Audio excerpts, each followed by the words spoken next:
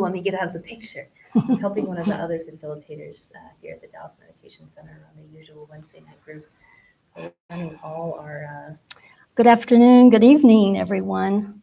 I'm so excited. I don't know what time it is. Happy you could be here with me at the Dallas Meditation Center. This is my first time to do such a thing, so I'm not sure if you can hear me okay. If not, then send me a little chat or something. Anyway, I thought I would just mostly follow the same program that we use on Wednesday nights. And so I'm going to begin by inviting the bell, and we will all take a moment to breathe together, being present in this moment.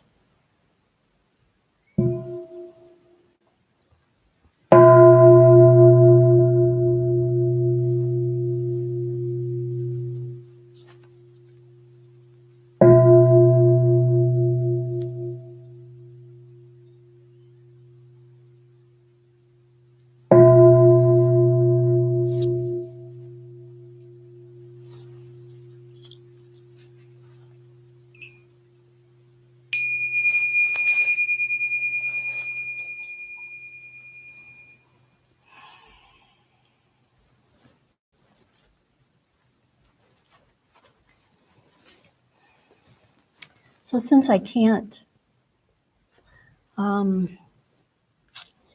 we can't do a live check-in, I'll just tell you that my day has been interesting in the way that old Chinese proverb says, may you live in interesting times. Yeah, I am really not very comfortable with anything having to do with the internet. I can do Gmail pretty well, but I had a lot of trouble getting this live chat, this live stream going, and thanks to Miles, I was able finally to put it together. So maybe I'll get used to it, and maybe we won't have to do this for very long. But it is great that we have this technology that we can use in the meantime. So maybe you'll just kind of silently do a little check-in with yourself and see how are you doing? How are you managing the stress of this situation? Or maybe you don't feel stressed. Anyway, let's take a breath. And as is usual on Wednesday night, we're going to begin with the contemplation before sitting, and then we will do a guided meditation.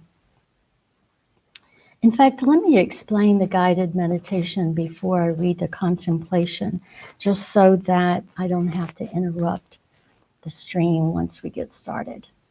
So some of you may not have done this sort of meditation before, and so I just wanted to kind of give you a little heads up. In this guided meditation, you will hear, of course, the 3 sounds of the bell to begin with, and then there will be some guidance, and you'll hear a short bell, which is like your invitation to practice what the guidance was. And usually there will be a couple of words, a word that you can think as you breathe in, and a word or 2 that you can think as you breathe out. And then when it's time for the next guidance, you'll hear a kind of a thunk. And then there'll be some guidance. You'll hear this again, and that will be your signal to practice. So let me begin with another sound of the bell, and I will read the contemplation before sitting.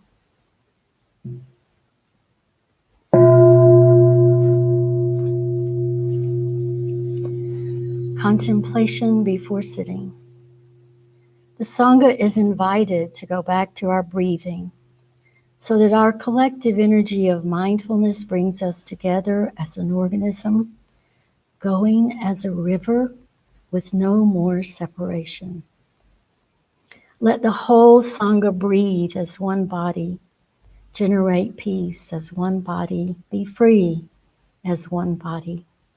Let us transcend the boundaries of a delusive self, liberating ourselves from the superiority complex, the inferiority complex, and the equality complex.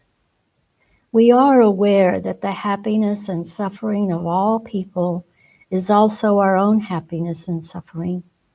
We see ourselves in all people and all people in ourselves. We are one with those caught in situations of oppression. We are also one with the oppressors. We are one with the wise and good people who are present everywhere in the world. We are one with those who are able to embrace the whole of this world with their heart of love and their two arms of caring, people with enough peace, joy, and freedom to be able to offer fearlessness and the joy of life to living beings around us. We see that we are not alone. The love and the joy of great beings who are present in this world are supporting us, not allowing us to drown in despair, and showing us the way of understanding, compassion, and right action.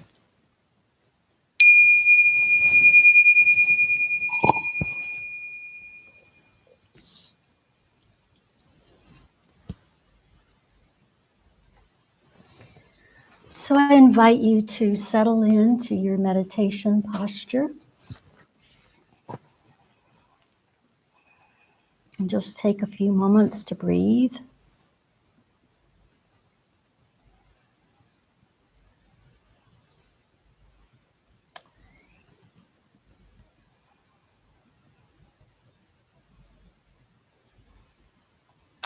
And when you're ready, just gently close your eyes, allowing your eyelids to just very softly rest over your eyes. And let's take a moment or two to look into the body, find any places of stress or discomfort.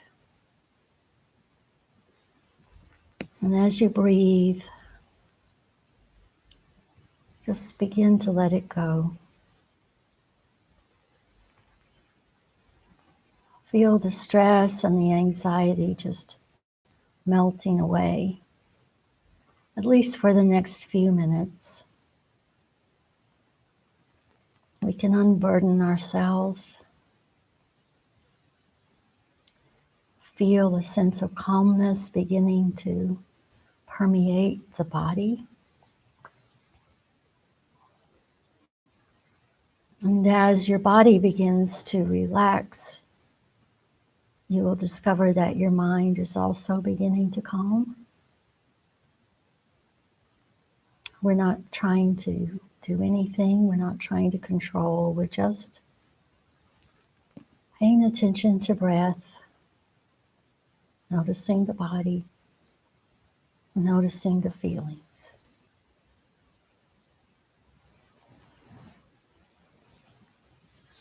So let's begin our guided meditation. In touch with the air, I breathe in. Smiling with the air, I breathe out.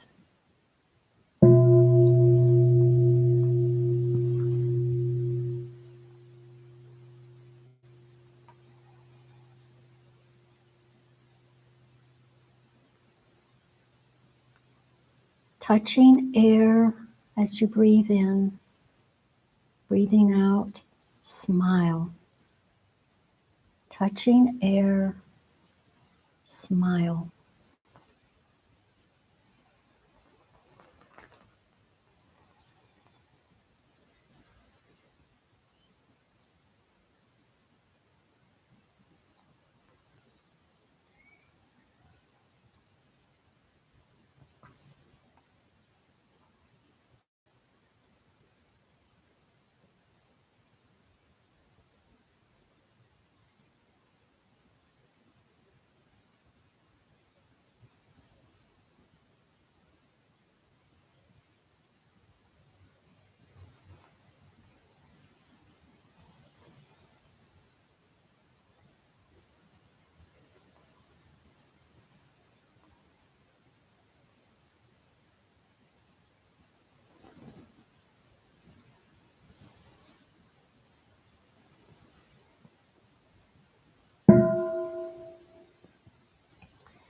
In touch with the pure mountain air, I breathe in.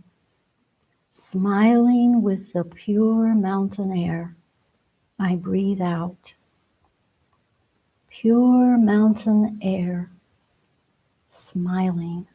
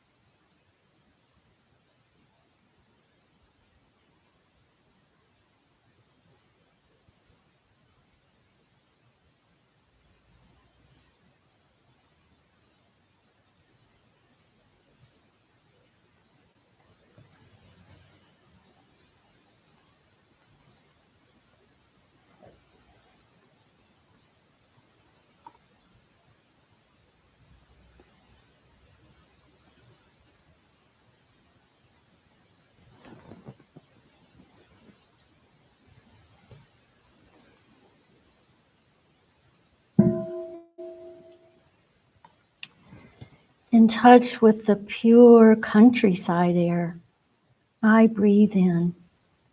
Smiling with the countryside air, I breathe out. Countryside air, smiling.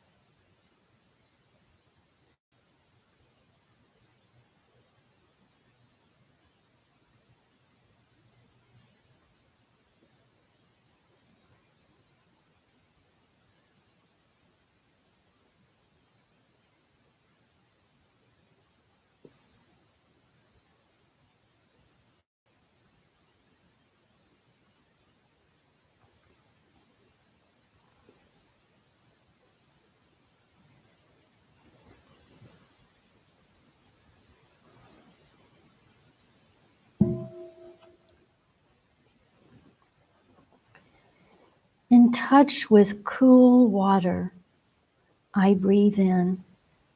Smiling with the cool water, I breathe out.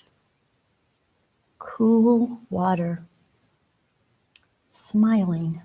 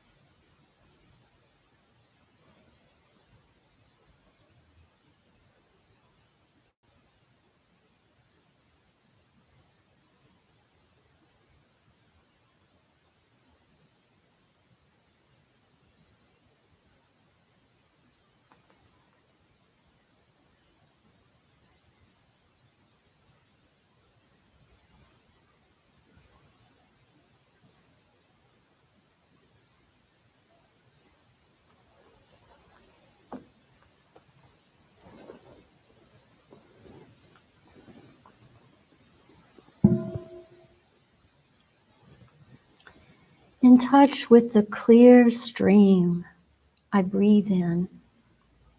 Smiling with the clear stream, I breathe out. Clear stream, smiling.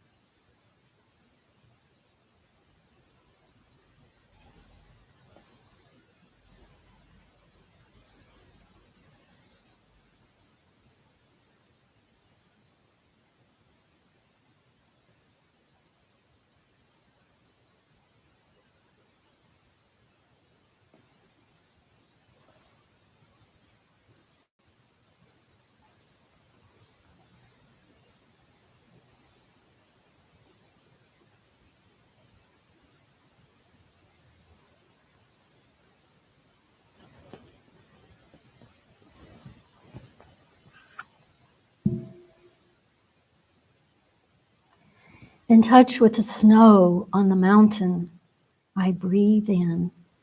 Smiling with the snow on the mountain, I breathe out. Snow on the mountain, smiling.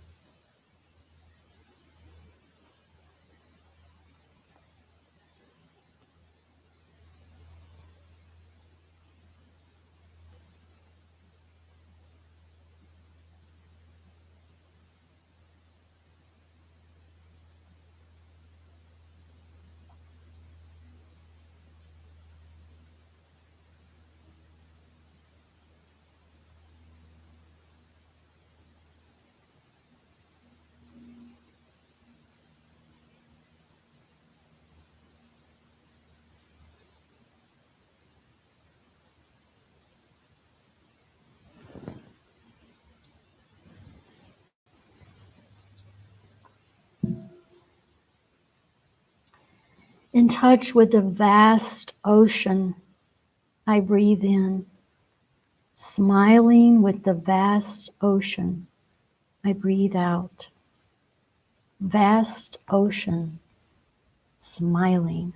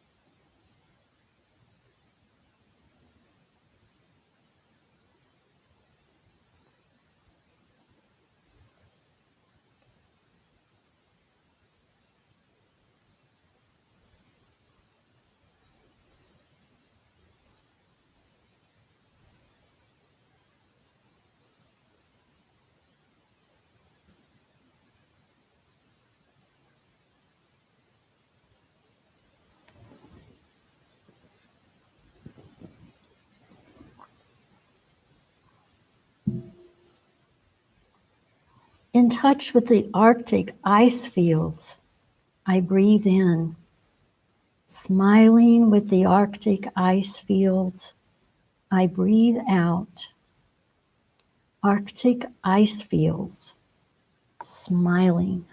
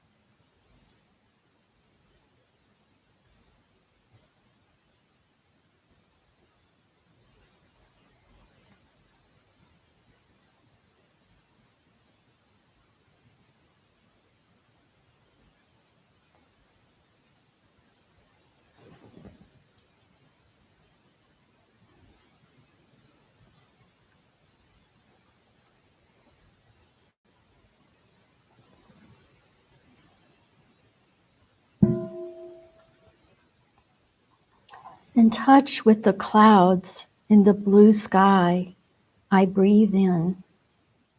Smiling with the clouds in the blue sky, I breathe out. Touching clouds, smiling.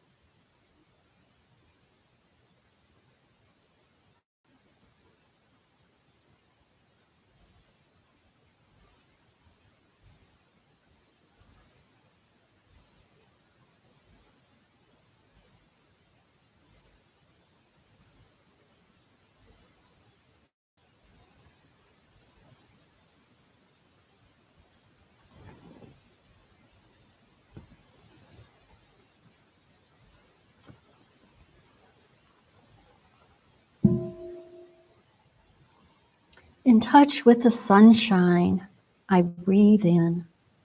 Smiling with the sunshine, I breathe out.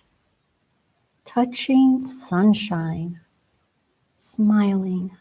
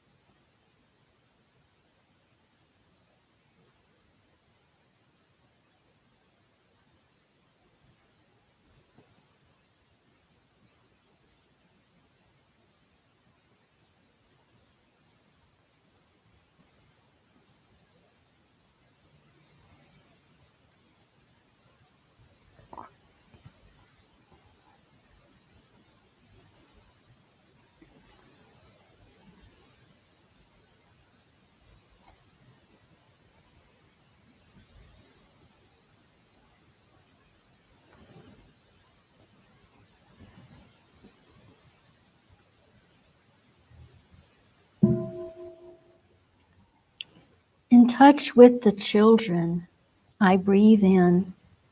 Smiling with the children, I breathe out. Children, smiling.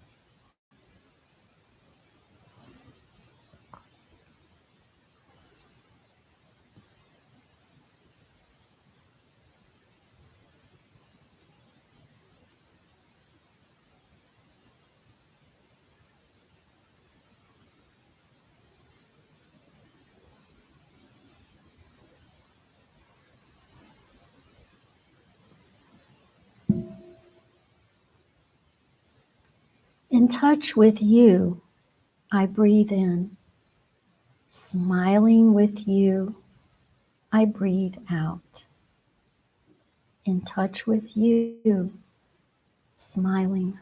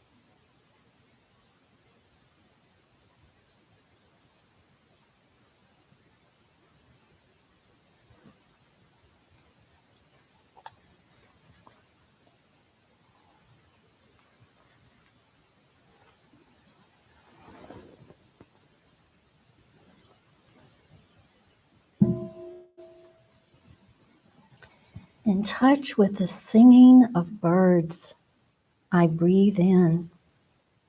Smiling with the singing birds, I breathe out. Singing birds, smiling.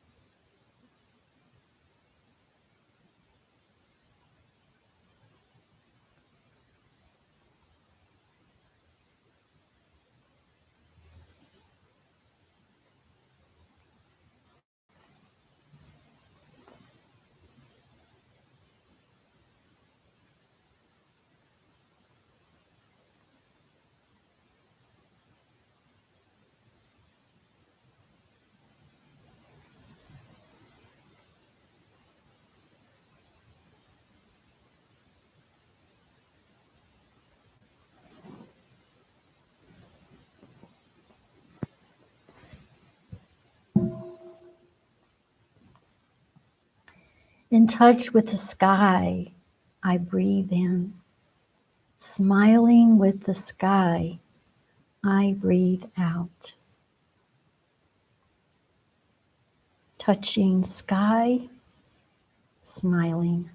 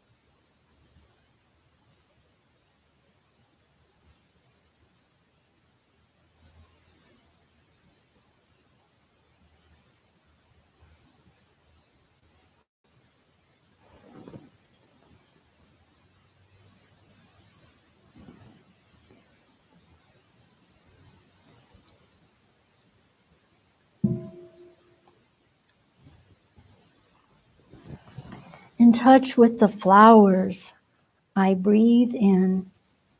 Smiling with the flowers, I breathe out. Touching flowers, smiling.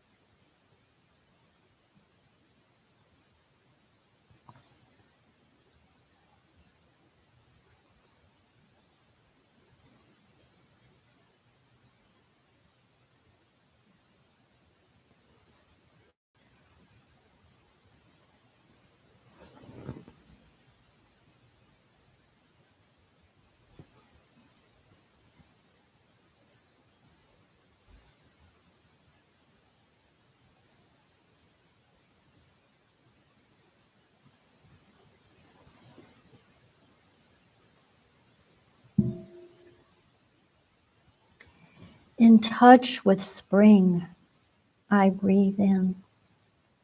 Smiling with spring, I breathe out.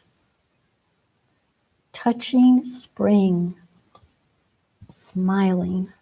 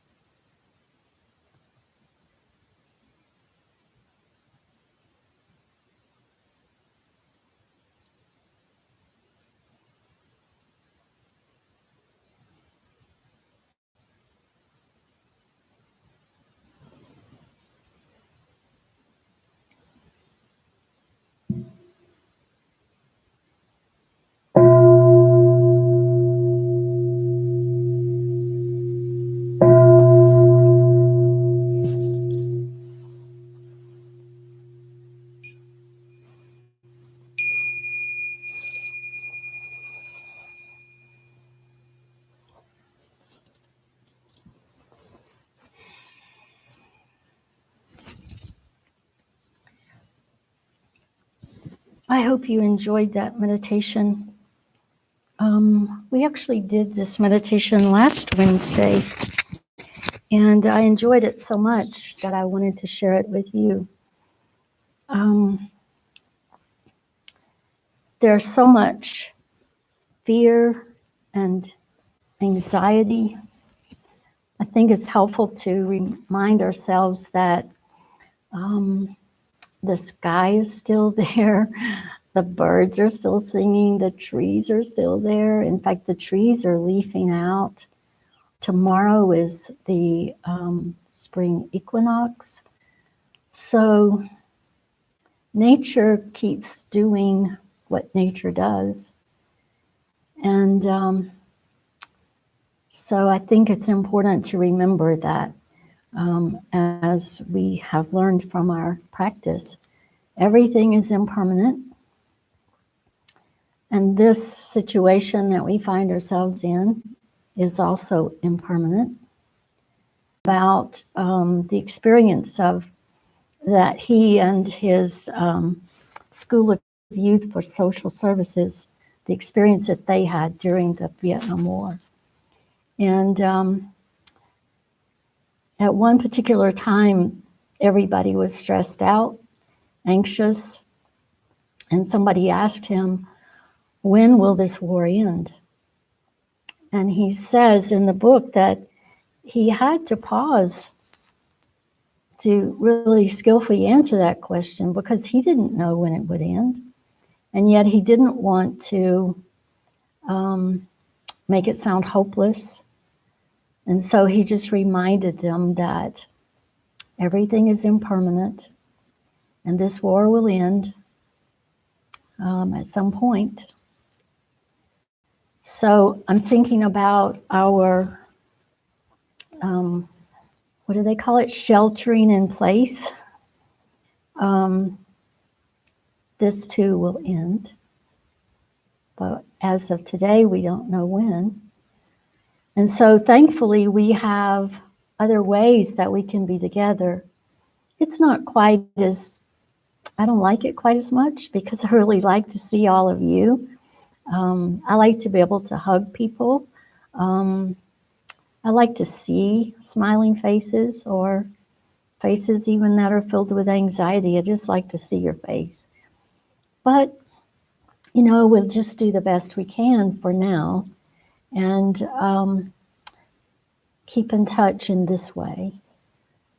So I wanted to also share with you, on Wednesday night, we have been reading, let me go back, because some of you might be interested to know about the book that I was using for the guided meditation.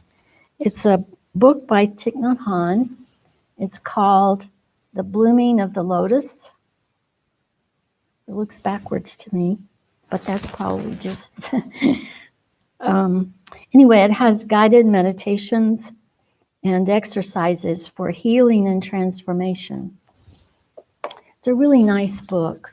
Has all kinds of guided meditations, and also I've used it to help me kind of use that format to create my own meditations.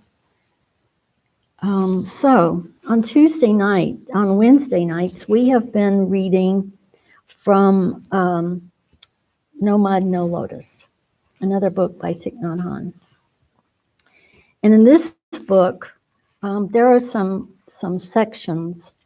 One of the sections is called Happiness is Not an Individual Matter. And I found in this section something that I think is very appropriate for what we're going through now as a community. He calls it borrowing mindfulness.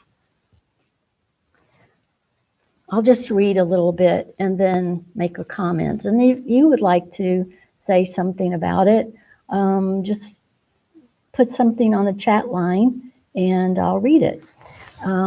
I do want to pause here and say thank you to those of you that are listening. It's nice to see your comments and also to be encouraged. So, borrowing mindfulness. There are times when a case of suffering is so great, it needs recognition from more than just one person.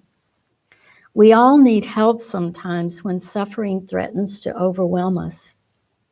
We can borrow the collective energy of mindfulness of a group of practitioners in order to recognize and embrace the block of suffering in us. When suffering has become a seemingly impenetrable obstacle, we can learn how to draw on the support of others. I feel like that's what we're doing here when we get together online. Some of us are probably able to move through our days mindfully.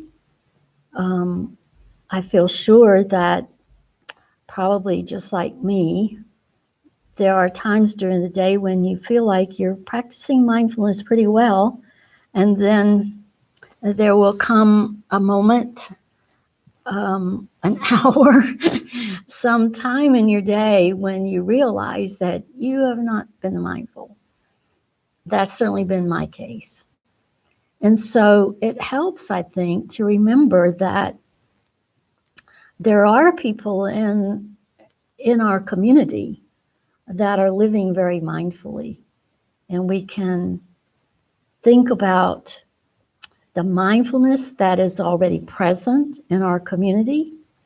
And just the thought of that helps to kind of bolster my own mindfulness.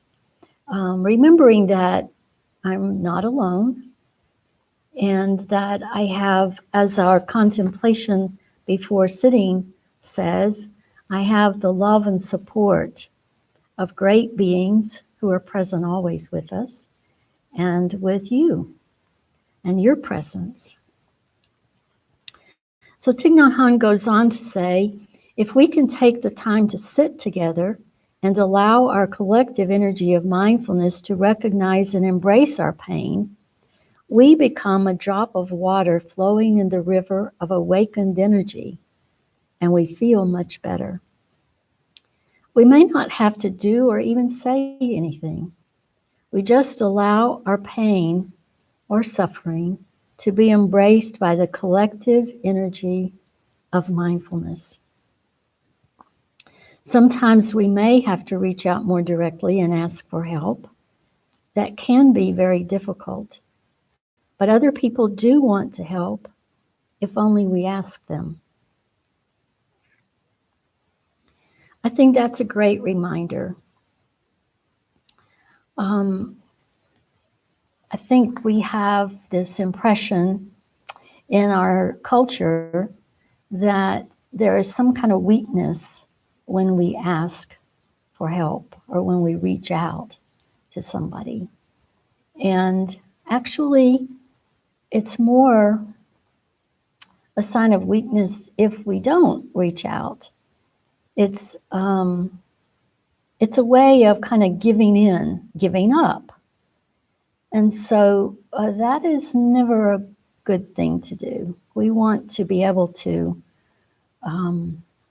keep ourselves in a place where we can be of help if needed.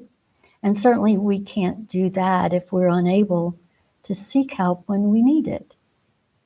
So in that light, I would just say, if you want to reach out to me, then send me a text or an email on the Dallas Meditation Center website. I'd love to hear from you. And in fact, if you have suggestions, because it looks like we're going to be doing these online meditations and talks for a while, probably several more weeks. So if there's something you would really like for us to address, please let us know. Reach out. Let us know how we can help. So in the last paragraph of this part, Thai says, if we have loved ones who are suffering, one of the best things that we can do is to offer to sit and walk with them and offer them our energy of mindfulness and peace. It can help calm them down and embrace their suffering so that they can walk, sit, and breathe in mindfulness and take care of the crying baby inside them.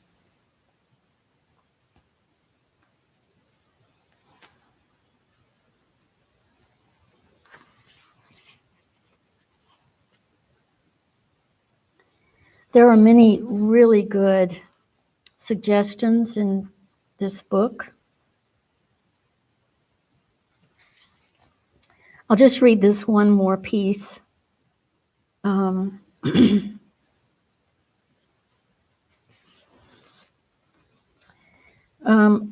Maybe just a sentence, because it really is very, it goes along with what I just read. When people come together and produce the energy of mindfulness, concentration, and compassion, it gives rise to a wholesome kind of collective consciousness. This is a good thing to consume, he says. So we are always being influenced by the collective consciousness, and it makes sense to me that if we can contribute a sense of mindfulness and compassion and love to this collective consciousness, it benefits everybody. It benefits me. It benefits all people, because I'm contributing to the collective consciousness. So when we do this, even in this online sort of way, we are contributing to the collective consciousness. We are contributing mindfulness. We are contributing our compassion, and we are contributing the love that we have for one another and for our earth. I don't know if this is going to work, but I want to chant the Medicine Buddha chant. And if you know it, and if you're in a place where you can do this without feeling self-conscious or something or disturbing somebody, but just let that ego concern go away. And let's chant the Medicine Buddha chant. This is a very important chant that sends out that message of love and healing to the rest of the world, to the collective consciousness. And so I think it's a really good thing for us to do together. I kind of miss that you're not here to sing it with me in person, but I hope you will sing it wherever you are. And we're going to use this little sound.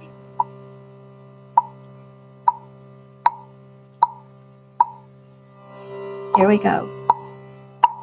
Om Namo Bhagavate Vaishya Guru Dai Durya Prabharashaya Tathagataya Arhate Samyak Sambuddhaya Tadyata Om Vaishya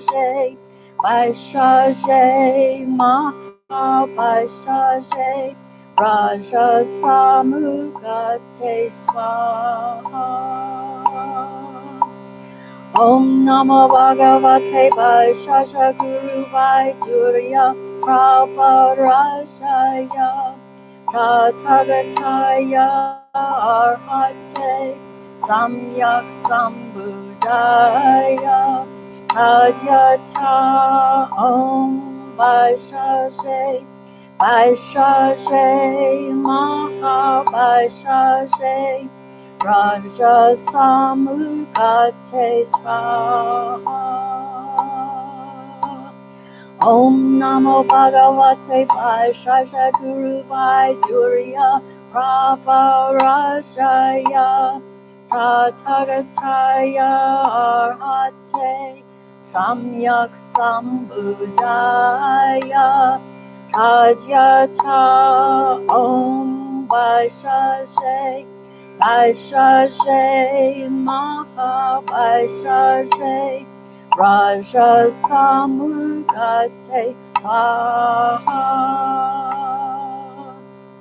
Om Namo Bhagavate Vaishya Guru Vaidurya Prabharashaya Tathagataya Arhate Samyak Sambuddhaya Tadyata Om Vaishya Maha Raja Samukate Swaha.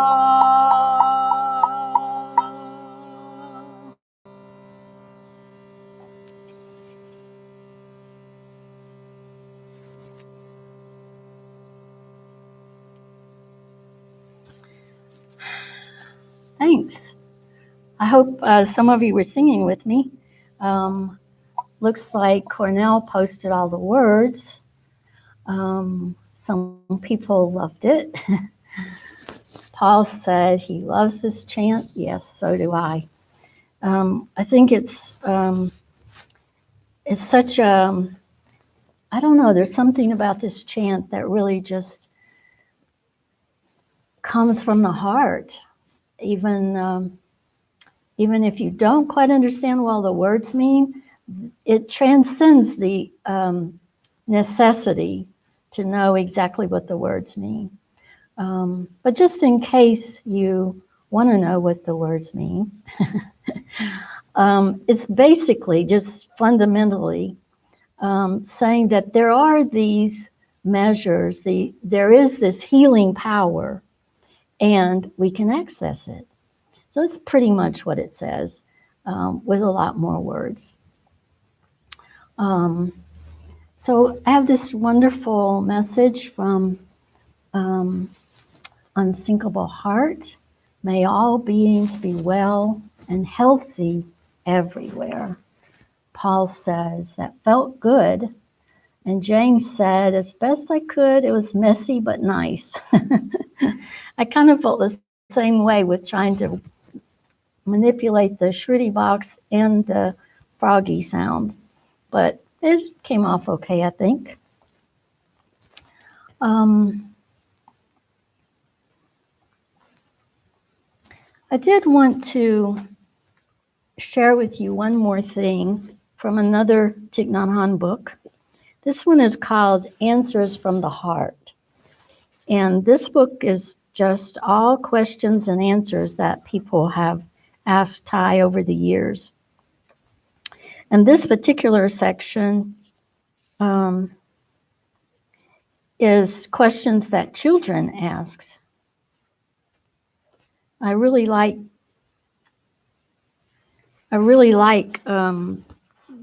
the questions that the children ask. Let me see if I can find that.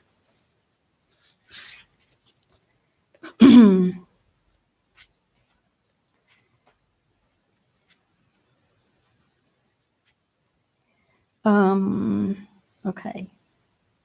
So, sorry, I had lost my place. So the question this child asked was, how do we overcome fear? And this is Thai's answer. First, you must find out whether your fear has been born from your wrong perception. The practice of mindful breathing in and out, deep and slow, can help you to look deeply into the nature and roots of your fear. People are afraid of dying. People are afraid of getting old. People are afraid of being abandoned. People are afraid of being sick. People are afraid of losing what they cherish today, of losing the people they love today, of losing their jobs, and so on. Kind of sounds like the situation we're in right now, doesn't it? And he goes on, the Buddha advises us not to try to run away from our fear, but to bring up our fear and have a deep look into it. Most of us try to cover up our fear. Most of us are afraid of looking directly at our fear. Instead of trying to distract yourself from this fear or ignore it, the Buddha proposed that you bring the seed of fear up and recognize it's there and embrace it with your mindfulness. Sitting with your fear instead of trying to push it away or bury it can transform it. This is true of all of your fears, both small ones and big ones. You don't have to try and convince yourself not to be afraid. You don't have to try and fight to overcome your fear. Over time, you'll find that when your fear comes up again, it will be a little weaker.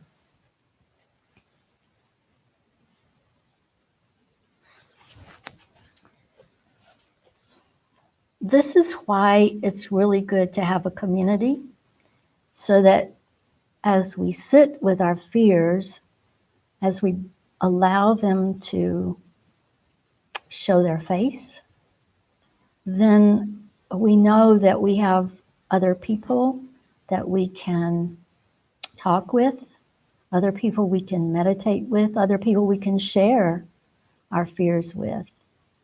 And that makes it much less scary. So in this particular circumstance that we find ourselves in globally, with so many people in fear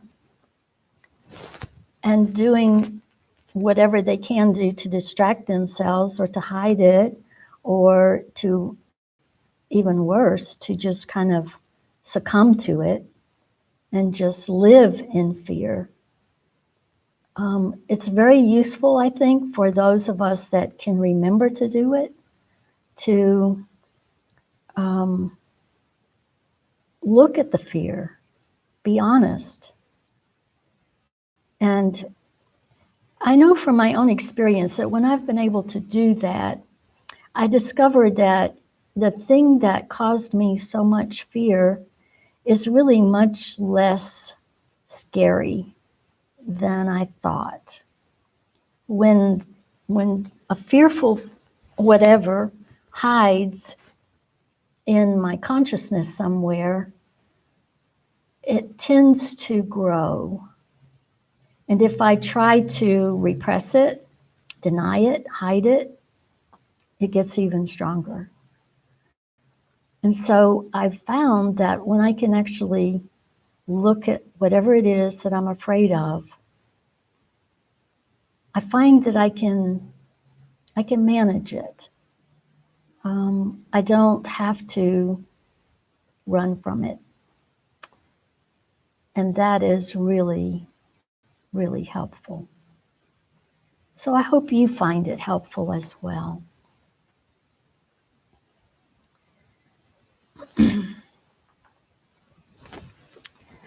I'm going to just leave a little bit of time here in case anybody wants. Oh, good. Eva says, yes, I believe we are meant to witness it during this time, to know the truth for them when others can't. Right.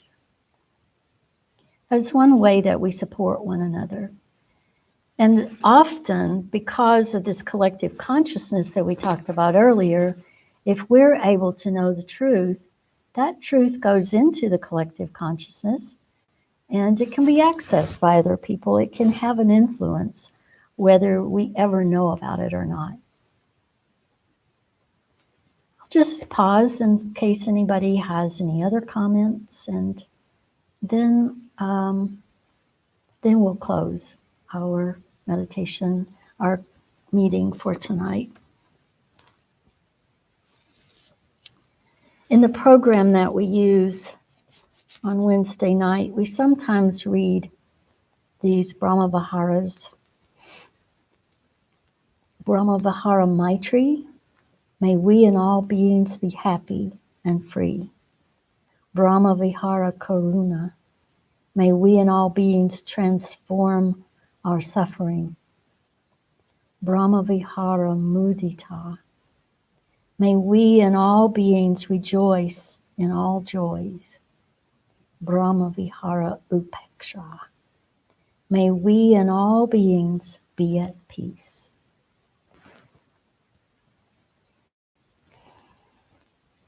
Reading this reminded me of a kind of a funny story. Before we close, maybe I'll leave you with a chuckle. So online there is an online group for Order of Interbeing members, and it's been pretty active lately. And so one person wrote in that someone in her Sangha had written about the coronavirus, spelled corona wrong, and so it came out coronavirus. And she said they've decided in their Sangha that's what they're going to call it, because if we had a coronavirus, we would be working for everybody's well-being and transforming all the suffering. So maybe, maybe we want to call it the coronavirus. Doesn't sound quite so scary. Well, thank you all for being here. And we will probably do this again next week. We will have all of our sessions online for the coming few weeks, probably. You want to stay in touch on the Dallas Meditation Center website so that you can get updates on what's happening. And Also, if you're so inclined, knowing that we are still paying the rent here at the meditation center, and just a reminder that donations are always greatly appreciated, and there are many ways to donate. So you can do that online with PayPal. You can go to our website, dallasmeditationcenter.com, and just click on the donate button. So let's close with our closing chant. I think everybody knows this one. Countless beings we vow to free, ceaseless afflictions we vow to end, limitless Dharma doors we vow to open, the deepest paths of awakening we vow to realize.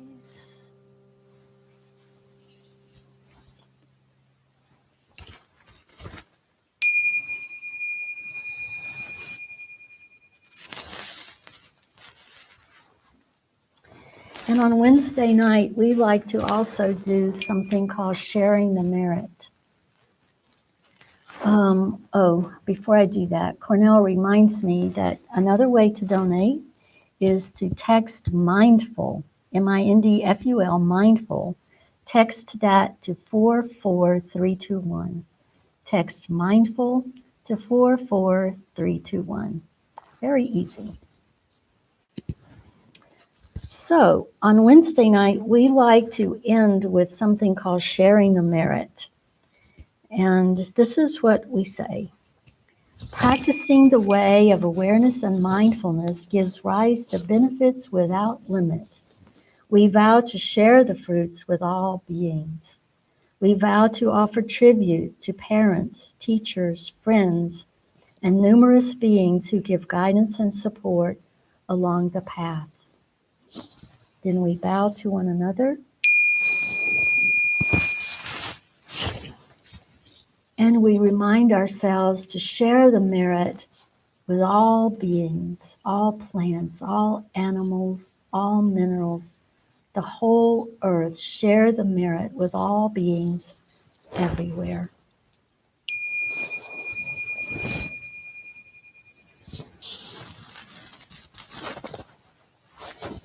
Thank you. We're going to end now, and I hope to see you again next week. Good night. Stay well. Be at peace.